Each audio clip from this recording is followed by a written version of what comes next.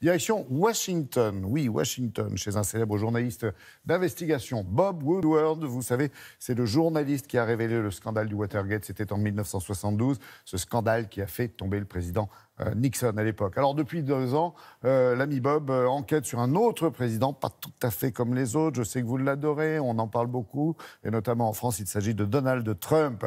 Et l'écrivain dresse un portrait à charge, un portrait au vitriol assez édifiant. Son livre sort demain en France. Il a reçu notre équipe du bureau de Washington chez lui, Loïc Delamornay et Rebecca Sunner. C'est une légende du journalisme américain qui nous accueille dans sa maison du quartier de Georgetown à Washington.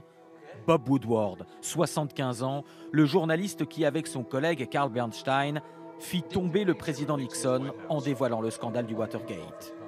Son personnage sera incarné à l'écran par Robert Redford.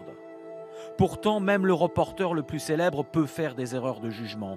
Et malgré ses 2 prix Pulitzer, Bob Woodward en a fait une lors de l'élection présidentielle de 2016. J'ai été surpris, comme tout le monde. Je me suis trompé, les journalistes se sont trompés et n'ont pas compris que l'ancien monde avait déçu.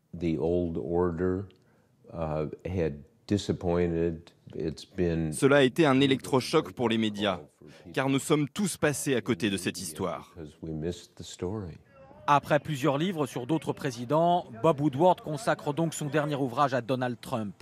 Peur, un titre que l'écrivain a tiré d'une conversation avec Donald Trump lui-même lors d'une interview avant son élection. Lors de cet entretien, j'ai cité le président Obama sur la notion de pouvoir. Obama disait le vrai pouvoir, c'est de ne pas avoir à utiliser la violence. Donald Trump, lui, au contraire, m'a répondu que le vrai pouvoir, c'est la peur. Pour son ouvrage, le journaliste a pu recueillir les témoignages de nombreux acteurs à l'intérieur de la Maison-Blanche qui décrivent un chaos permanent. Son chef de cabinet lui-même dit que c'est comme un zoo avec des cages sans barreaux. Déjà, dans les années 80, quand Trump investissait dans l'immobilier à New York, les banquiers qui travaillaient avec lui parlaient de Donald Risk, du risque Donald, car il était dangereux de faire des affaires avec lui. Maintenant, nous avons le risque Donald à la tête de l'Amérique. J'ai 47 ans de carrière, j'ai travaillé sur 9 présidents. Je n'ai jamais vu une Maison-Blanche en crise permanente comme maintenant. On ne sait pas quelle décision il va prendre. Il joue sur tout, comme dans sa relation avec la France. Pourquoi fait-il cela? Quel est son but? Et l'écrivain s'inquiète, à titre citoyen, de ce qu'il pourrait se passer si une vraie crise surgit. Les attentats du 11 septembre 2001, la crise financière de 2008, c'est lors des grandes crises que les présidents sont mis à l'épreuve. Que se passerait-il si on avait une vraie crise aujourd'hui? Il n'a pas d'équipe, pas de stratégie et n'écoute personne.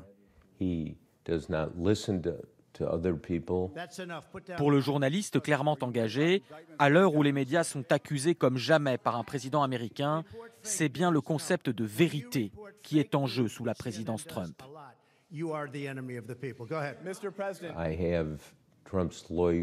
L'avocat de Trump dit de lui que c'est un putain de menteur. Ce n'est pas un démocrate ou quelqu'un qui ne l'aime pas qui dit cela, c'est son propre avocat. On ne peut rien construire sur le mensonge. Les faits, la réalité, doivent guider d'une certaine façon la prise de décision politique. Je vous préviens, mieux vaut garder vos ceintures attachées parce que ça va continuer de secouer.